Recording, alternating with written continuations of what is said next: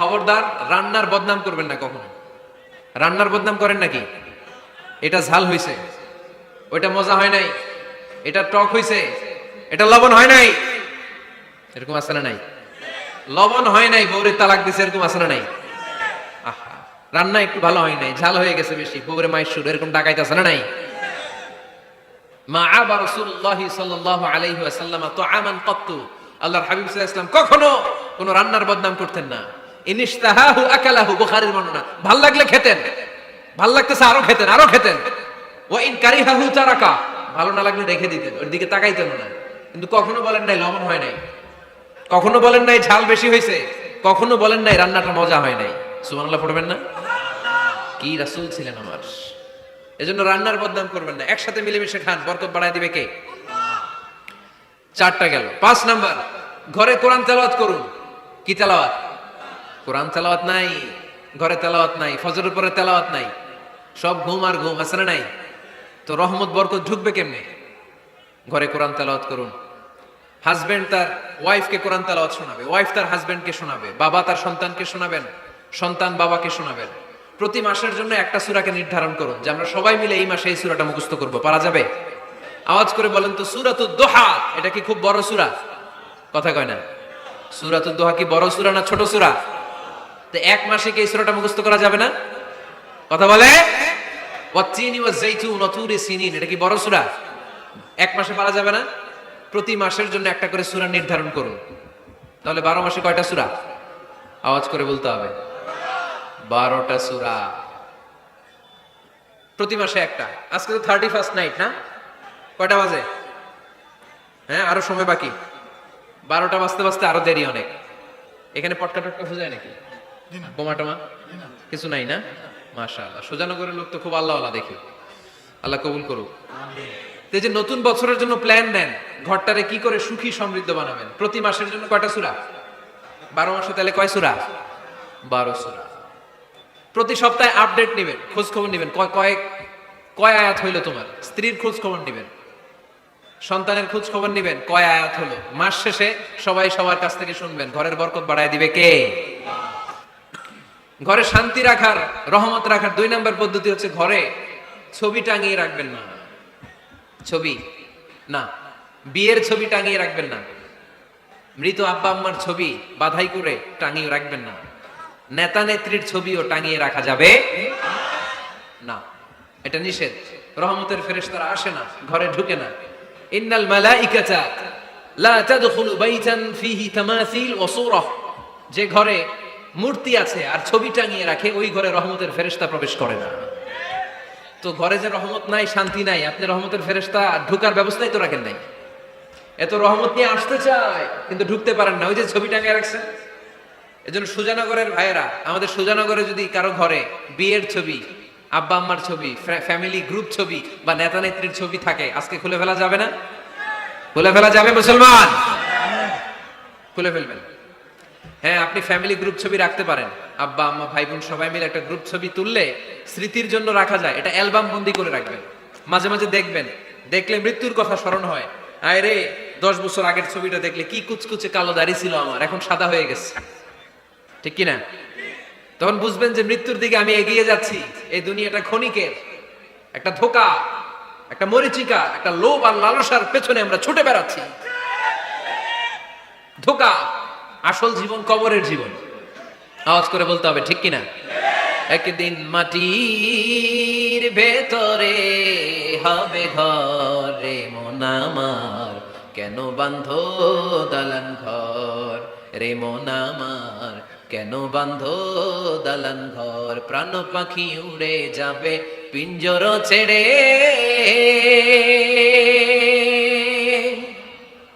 ধরা ধামে সবই রবে তুমি যাবে চলে। বন্ধু বান্ধব যত, মাতা পিতা দ্বারা সুত, বন্ধু বান্ধব যত, মাতা পিতা দ্বারা সুত, সবই হবে তোমার পরে। মন আমার কেন বাঁধো দালান ঘর, একদিন মাটির ভেতরে হবে ঘরে। মন আমার কেন বাঁধো দালান ঘর। ঠিক কিনা? পুরাতন ছবির অ্যালবামগুলো খুললে মৃত্যুর কথা স্মরণ হয়। আহা, দাদা পাশে বসা ছিল, আজকে দাদা নাই। নানারা নিয়ে একটা ছবি তুলে অ্যালবামে রাখছিলাম, আজকে নানা নাই। বাবার সাথে ছবি ছিল, আজ বাবা নাই। মৃত্যুর কথা স্মরণ আছে না নাই? প্রয়োজনে আব্বা আম্মার সাথে বা নিজেদের ফ্যামিলি গ্রুপ পিকচার তুলতে পারবেন, এটা অ্যালবাম বন্দি করে রাখেন, কিন্তু টাঙিয়ে রাখা যাবে? রাখবেন আপনারা? আর রাখবেন না। অনেকে কুকুরের শো পিস কিনে, কুকুরের, বিড়ালের, কুমিরের শো পিস কিনে শো কেসে সাজিয়ে রাখে, আছে না নাই? সুজানগরে বোধহয় এগুলো নাই, তাই না? হ্যাঁ, সুজানগরে এগুলো আছে না? এগুলো আপনি রাখতে পারবেন না, এগুলো রাখবেন না। ইন্নাল মালাইকাতা লা তাদখুলু বাইতান ফিহি তামাসিল ওয়া সূরা, যেই ঘরে ছবি টাঙিয়ে রাখা হয়, মূর্তি সাজিয়ে রাখা হয়, আল্লাহর রহমতের ফেরেশতারা ওই ঘরে কঠিন কালেও প্রবেশ করে না। তবে ছোট্ট মেয়েদেরকে পুতুল কিনে দেয়া যায়। কাদেরকে কথা বলেন? ছোট্ট মেয়েদেরকে। দেখবেন ওরা পুতুলকে বাচ্চার মতো আদর করে, এটার দুধ খাওয়ায়, এটার জন্য রান্না করে, গোসল করে, আছে না নাই?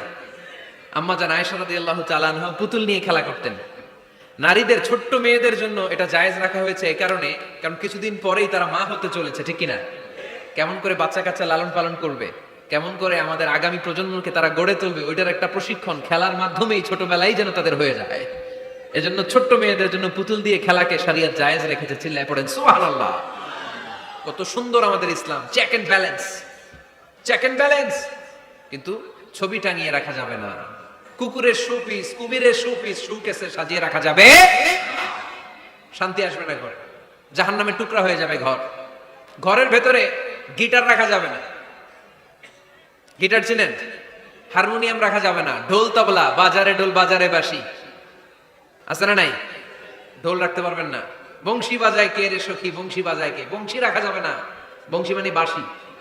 এই বাঁশি, ঢোল, তবলা, হারমোনিয়াম, গিটার, এগুলো যদি ঘরে থাকে রহমতের ফেরেশতা ঢুকে না। আল্লাহ হাবিব সাল্লাল্লাহু আলাইহি ওয়াসাল্লাম বলেছেন, বুইস্তু লিউকাসসিরাল মাযামির, ঢোল, বাদ্য, হারমোনিয়াম, তবলা এগুলোকে ভেঙে মাটির সাথে চুরিয়ে দেওয়ার জন্য আমি বিশ্বনবী আগমন করেছি। চিল্লায় বলেন ঠিক কিনা? এজন্য আল্লাহর হাবিব বললেন, ইন্নাল মালাইকাতা লা তাদখুলু বাইতান ফীহি তামাসিল ওয়া সূরা। মুসনাদে আহমদ ইবনে হাম্বলের হাদিস। আল্লাহর রহমতের ফেরেশতারা ওই সমস্ত ঘরে কশিন কালেও প্রবেশ করে না যেই ঘরে ছবি টাঙানো আছে আর আছে মূর্তি। কথা বুঝতে পেরেছেন? তাহলে এগুলো রাখা যাবে না। হিন্দি সিরিয়াল দেখা যাবে না, ঠিক কি না? এমনও ফ্যামিলি আছে বাবা ছেলে একসাথে বসে হিন্দি সিরিয়াল দেখে, ইন্ডিয়ান নায়িকাদের কোমর দুলানোর ডান্স দেখে, আছে না নাই? সিরিয়ালের জন্য পাগল এদেশের মেয়েরা। আলহামদুলিল্লাহ, এদের মধ্যে এখন পরিবর্তন হইতেছে। এরা এখন ওয়াজ দেখা শুরু করতেছে, ঠিক কিনা? তার মানে এই তাফসির মাহফিলগুলোর সফলতা আছে না নাই? আছে, আল্লাহর মেহেরবানি। অনেক বোনরা বলে, হুজুর আগে সিরিয়াল দেখতাম, এখন ওয়াজ দেখি। আলহামদুলিল্লাহ করবেন না? হিন্দি সিরিয়াল দেখবেন না, অশ্লীল নাটক দেখবেন না।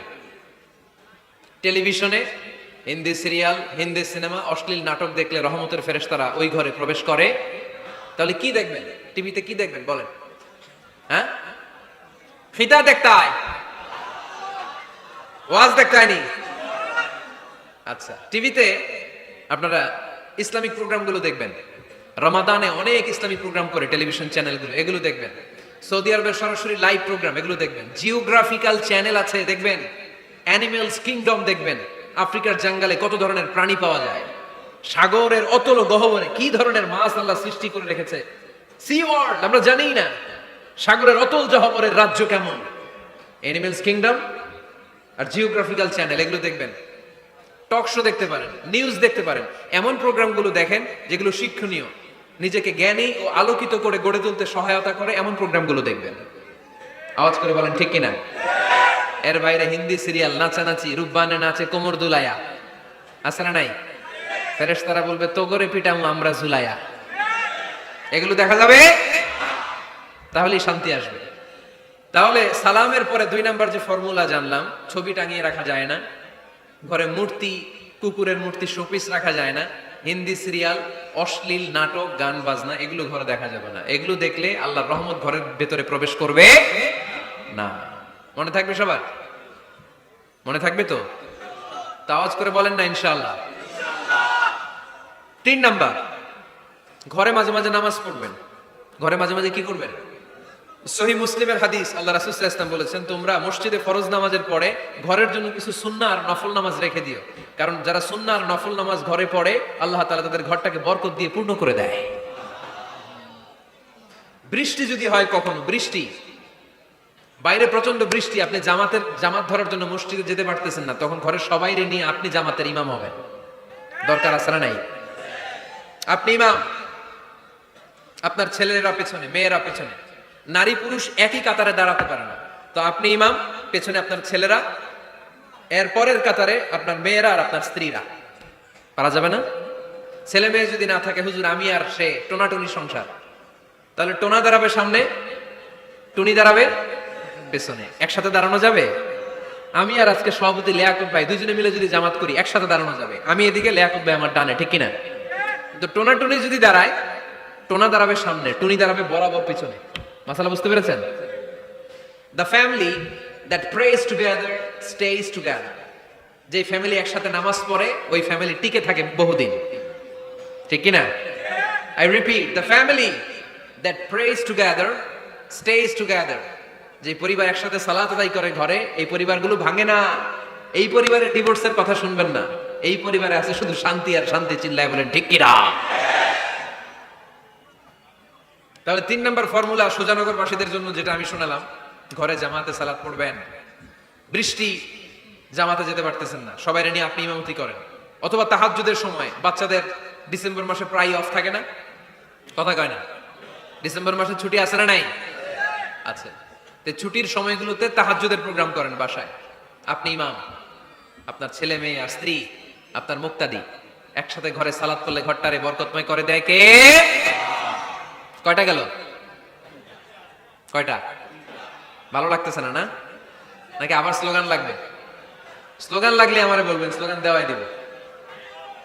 আওয়াজ করে বলতে হবে, কয়টা গেল? 3টা। 4 নাম্বার, ঘরে সুখ শান্তি সমৃদ্ধি ফিরিয়ে আনার 4 নাম্বার ফর্মুলা হচ্ছে একসাথে খাবার খান। কিভাবে খাবার খাবেন? একসাথে বসে খাবার খান। যদি একান্নবর্তী ফ্যামিলি হয়, ভাই বোন আত্মীয় স্বজন একসাথে, নারী পুরুষ দেখা দেয়া জায়েজ নাই, তখন ছেলেরা একসাথে খান। ছেলেদের পর্ব শেষ হলে মেয়েরা একসাথে খান। একসাথে খেলে, খাবার শেয়ার করলে বরকত আছে না নাই? সামান্য একটু খাবার আপনি আপনার ছেলের পাতে তুলে দেন, আপনার ছেলে আপনার পাতে তুলে দিবে, বরকত বাড়ায় দিবে কে?